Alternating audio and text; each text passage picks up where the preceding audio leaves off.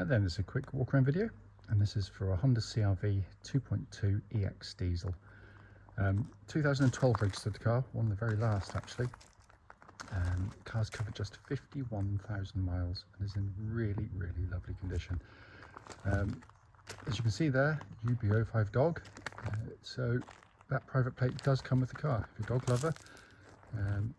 By the way, there are no smells, no hairs, nothing in the car, so just know why it's on the car, but there we are. But it looks rather nice. Front of the car, lights and lenses are clear and intact. Any cracks or condensation in them. Bonnet very clean indeed. It's an 11-year-old car, but doesn't look like it. Near side of the car, really nice and smooth in the panels. No obvious car parking dinks that sort of jump out at me. Near side front alloy, really good, and that's generally the one that takes all of the pain. It's the one that's closest to the curb, quite clearly. Near side rear alloy, beautiful condition. Okay, on the back of the car again, very clean and tidy. The offside, driver's side of the car, again very smooth in the panel work, no indentations to be seen there at all. So rear alloy, really nice. And the panel works really good. I mean, sorry, front alloy, lovely there. There will always be the odd age-related sort of light brush mark, something like that. There's nothing that immediately jumps out at me. Coming to the boot area, nice to see it's got its full complement of equipment. The rear shelf, the middle shelf as well, which I've never found any great use for. But it's been kept absolutely beautifully, and that's a real rarity on these on this age, because they are generally used heavily for their intended, what they're intended for, really. Just coming to the back now, absolutely enormous amounts of rear legroom. Leatherwork is absolutely fantastic again for a car this age and what they're designed for. The leatherwork has been kept really nicely. Coming to the front of the passenger side, all very clean. Passenger seat hardly been sat on, it's in wonderful condition. Now you come to the driver's door card, again lovely and clean. Footwell areas likewise really clean as well. And driver's seat in exceptional condition for this age. So inside the car now, engine's running as I always have, so the dashboard can be seen illuminated and it looks in stunning condition. You can see there, sat nav working exactly as it should. Just pop the car into reverse, you can see rear camera likewise working perfectly well. Just come out to the dashboard binnacle, hopefully you can see 51,070 miles. No warning lights on the dashboard at all whilst the engine's in operation. Finally, just to show you, owner's manual, pack and lock and wheel nut key, all here and present with the car. Right then, this is a quick road test video, and this is for a Honda CR-V 2.2 EX diesel. Car is registered, lovely registration number, UBO5DOG, so dog in effect. It's actually 2012, one of the very last of these cars. It's also covered just 51,000 miles, or 51,072 to be exact. The reason, by the way, we do all of our videos, and especially actually this road test section, is to ensure that if anyone's online, they get to see the very car advertised actually in operation. The reason we feel it's important is simply because, like, loads of people have been to see cars which have looked absolutely fine in photographs or description, but only to get there and find out there's an obvious fault that shows up when you drive the car. So hence that's why we do it. Also done, by the way, on these very quiet country roads in this beautiful part of Gloucestershire. This actually forms part of the road test route we take our customers on, and the hope is it'll be representative of what you feel when you test drive the car, if offered one. So coming to the car itself, very well maintained vehicle. It drives beautifully, I have to say. It's a timely reminder of just how good this generation was. Engine starts instantly and settles to a smooth, even idle. There are no warning lights on the dashboard at all relating to the engine or any other part of the car. Temperature gauge running at 1/3, which is exactly where it's meant to be on one of these cars as well, by the way. The 2.2 i-DTEC engine is a simply fantastic unit. in lots of ways. It has all the trademark stuff you get from a Honda, so very tough, very reliable, very long lasting with just good regular servicing. Time chain on the end, sort of timing chain on the engine. There's no cam belts on these cars, but that's only half the story. It's how it drives. The engine is very smooth, very quiet, very un-diesel-like in loads of ways, in a good way. Only at tick over and very low speeds where you really notice it is a diesel, because at this speed it's incredibly smooth and quiet. Where it really stands out from the crowd, in my opinion, is its flexibility. Lots of diesel engines, especially the low capacity ones, in the smaller high horsepower ones, they make you feel like they're, like little rocket ships, and for a few thousand revs they are, because you put your foot down, you fly backwards, and then it just dies away. It's got a very narrow power band, loads of sort of turbo lag, that kind of thing. This, from just over tick over, is pulling well. It builds up its pace, but then it just keeps revving as well, and the revs are usable, and smooth and quiet. It really is a brilliant unit. I've used lots of CRVs for many years, and the best tow car by a mile that I've used is the 2.2, whether it be in manual or automatic form. It's just a lovely flexible unit. It's just got natural grunt to it low down. Engine then features the clutch and gearbox. Clutch on the car bites exactly where it's meant to, so all in good order there.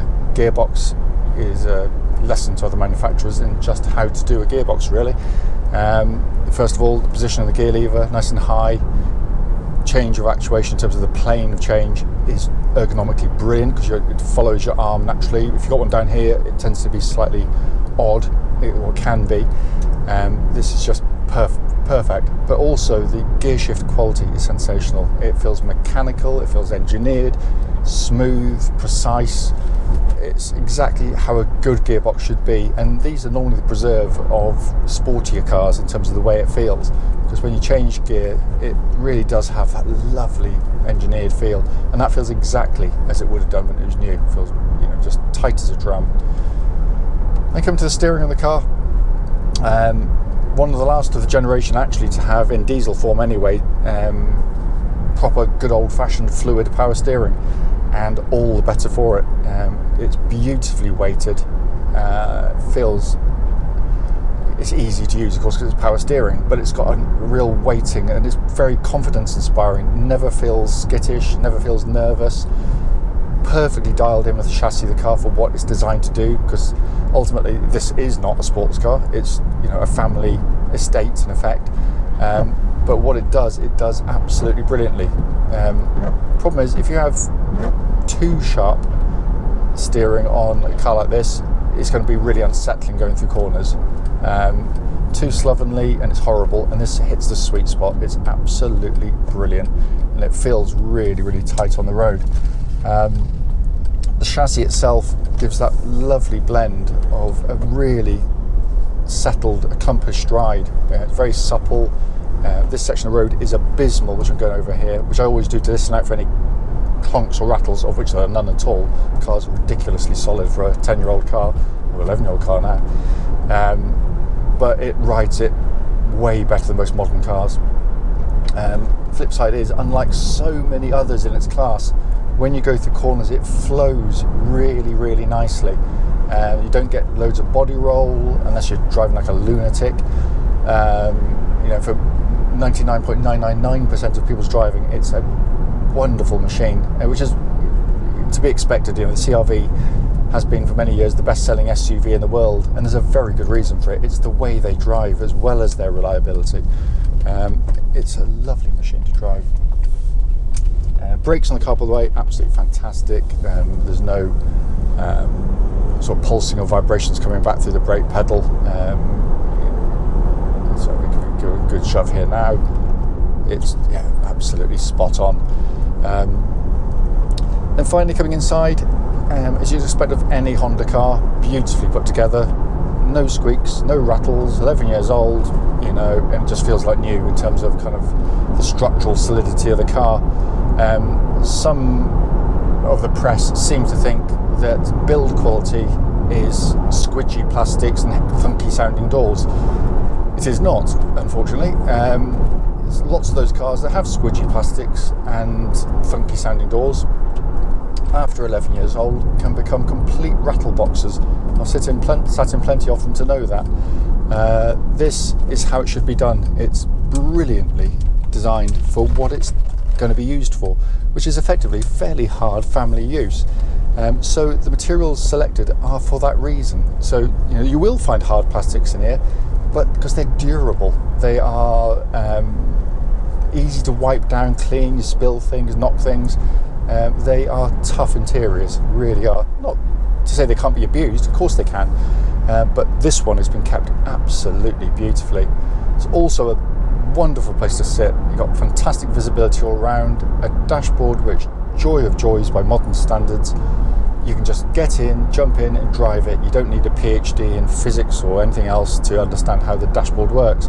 Sat nav working perfectly, dual zone climate control, separate from the screen, which is nice to see. You can have different temperatures side to side if you so wish. Blows out absolutely ice cold air. All of the switch gear, as always with a Honda, has a beautiful quality of actuation to it. Lovely damped engineered feel to it. Then dash binnacle in front, your classic Honda affair, one of the nicest they did. Clear, precise, detailing's beautiful on it. And it's lovely leather bound steering wheel, which feels like new to hold. This does also have a very sought after option. It has the auto cruise control. So if I press the button there to activate the cruise control, press activate, it's on. It basically works with the radar. So basically, if there's a car in front, because you know, traffic doesn't flow at a given speed, it'll speed you up and slow you down, and you can set parameters like the distance from the car in front. You know, really nice feature to have on the car and working exactly as it should. The one button you won't find in a four-wheel drive CR-V, and it is a four-wheel drive one, is a button for four-wheel drive, randomly.